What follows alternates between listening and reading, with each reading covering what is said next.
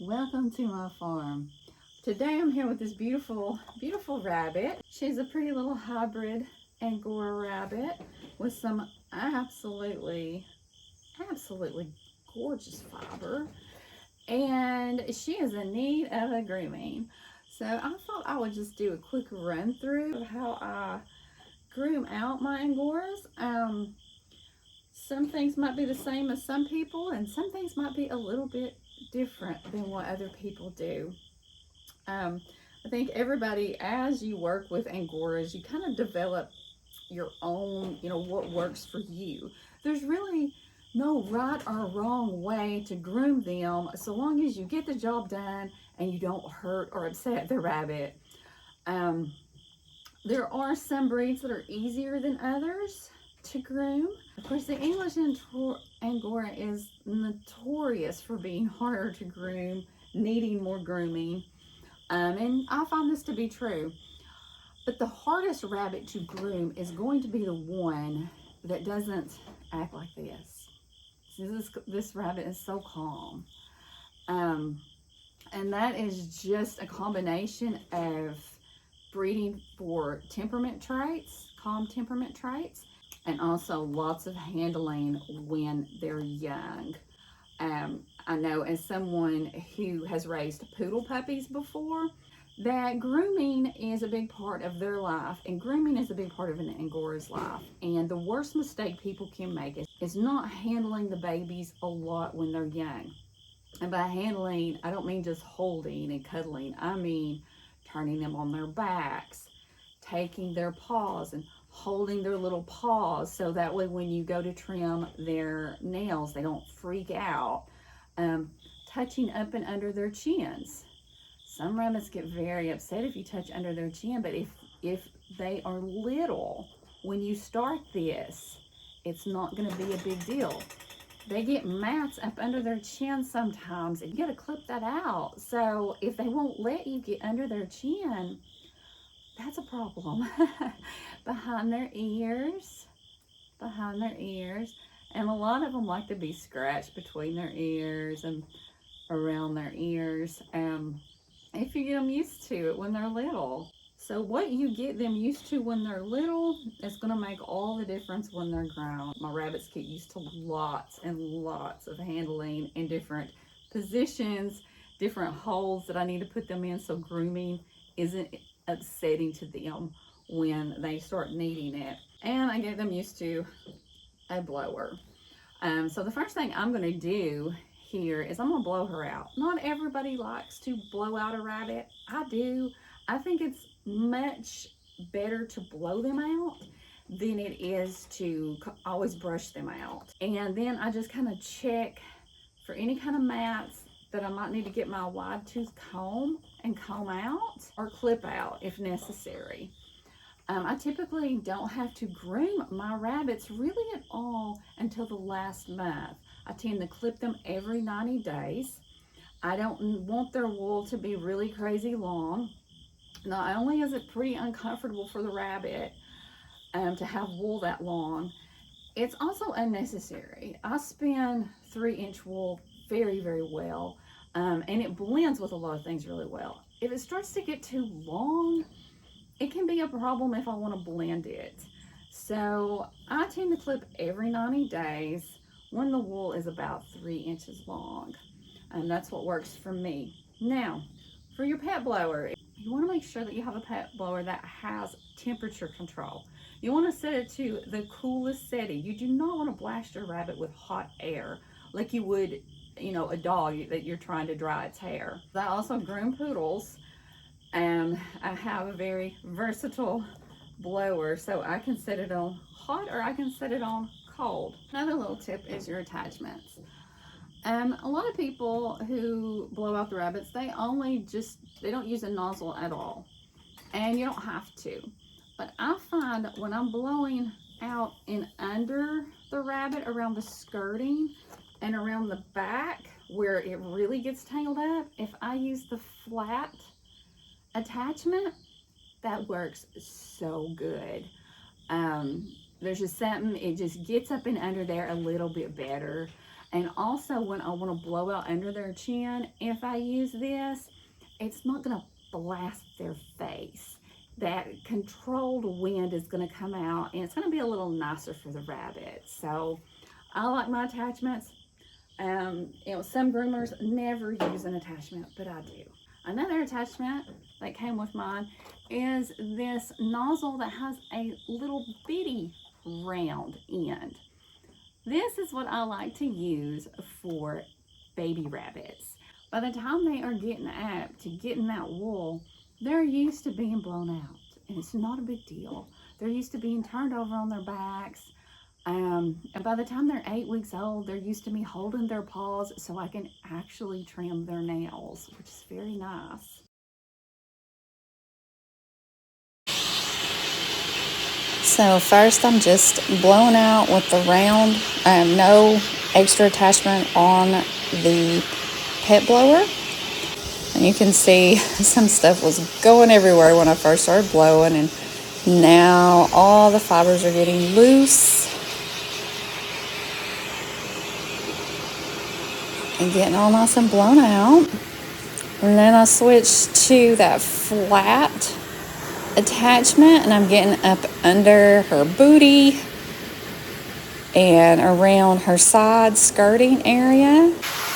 And then I switched to that little bitty round nozzle, and I'm getting up under her chin, which you can use the flat nozzle too. I just grabbed that little one.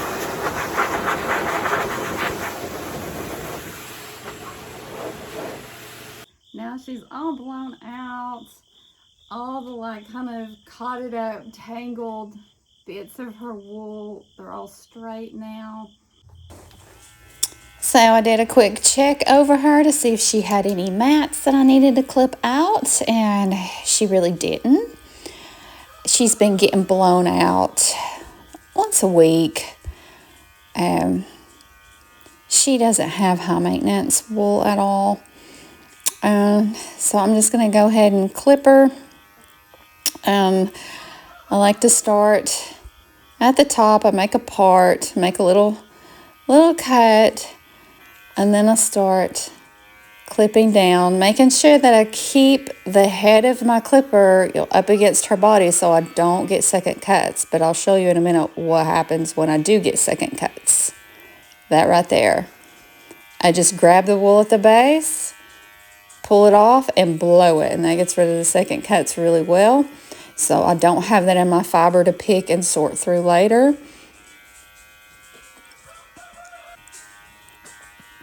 And now I'm working my way down the sides. And her other side. And now back here at her booty, I am pulling up on the skin and pulling it tight because sometimes it's wrinkled back there. Especially on my German rabbits, they can be a little bit wrinkly. So I've learned to pull up on their skin when I do the sides and their back booty area, rather than go straight across. And I work my way down, pulling the skin tight to avoid cutting them at all. And that's just what works for me.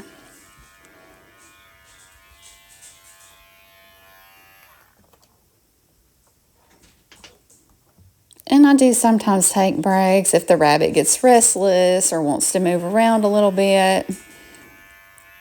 But she's doing really good. Most of the time they just chill out. Some of my Germans just spread all the way out and lay flat on their bellies while I do this. I'm getting her sides headed in toward her chin area.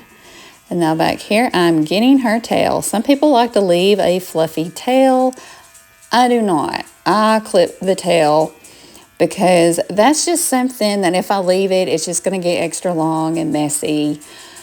And I'm going to have to groom that in a time when I wouldn't necessarily have to groom the rabbit at all. So I just go ahead and clip that. There's absolutely no need to keep it. It's not like it grows, you know, valuable wool.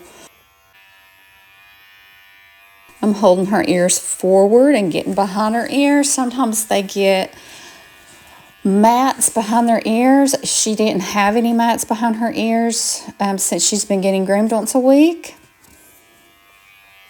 and blown out. So she didn't have any mats back there.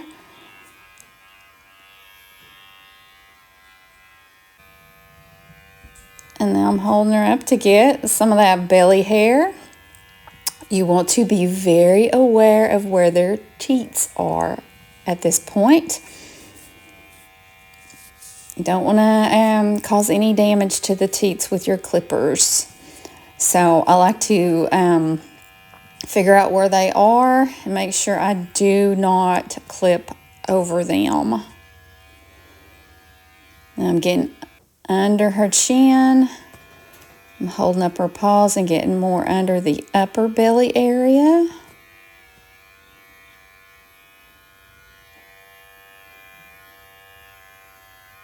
I'm getting the side of the front of her legs too.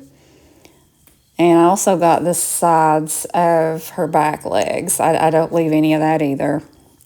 I take it all off. The only thing I do not clip is the bottom of their feet, their pads. I don't want to clip that. They need that so they have nice cushioning on the wire cages.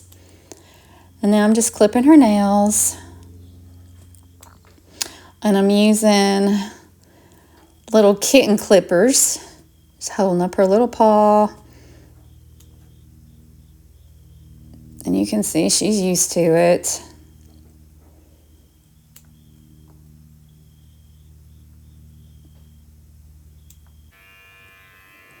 Now I'm getting the lower belly and in between the legs. And right here, if you've got a boy rabbit, you have to watch out for his testicles. You don't want to clip the testicles. That would be very bad, and he would not be so easy to groom next time around. But the insides of the bottom legs tend to get matted. So you will make sure you get those. And sometimes even before I do a full groom, I'll clip their belly and the insides of their bottom legs. Just because, I mean, it's not valuable wool. It's just throwaway and it just gets in the way. So my rabbits that do grow a lot of wool there, I just go ahead and get rid of it. Most of my Germans actually don't. And then I blow everything off. I want to make sure that I blow her off too.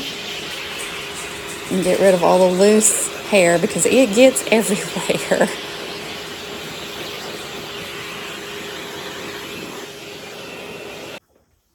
She's all trimmed and groomed. That was grooming from beginning to end. My actual time from when I got that rabbit out and started blowing her out and brushing through to see if there was any mats, clipping, was exactly 47 minutes and 50 seconds. So, and it typically takes me a little under an hour to completely blow out, check for mats, clip them to get the prime off of them, and then finish trimming them up to get anything like under the chin or anything like that. And then I like to clip their nails, blow everything off. So that way the rabbit, because the rabbit, as soon as you put them back in, they start licking and grooming themselves. And I don't want them to get all that hair fuzz in their mouth and in their digestive tract. She will get 2 enzyme tablets today and plenty of hay. So yeah, all that took about 48 minutes. And I've got 3 more rabbits to do today, so I guess if we get to it, y'all have a good one.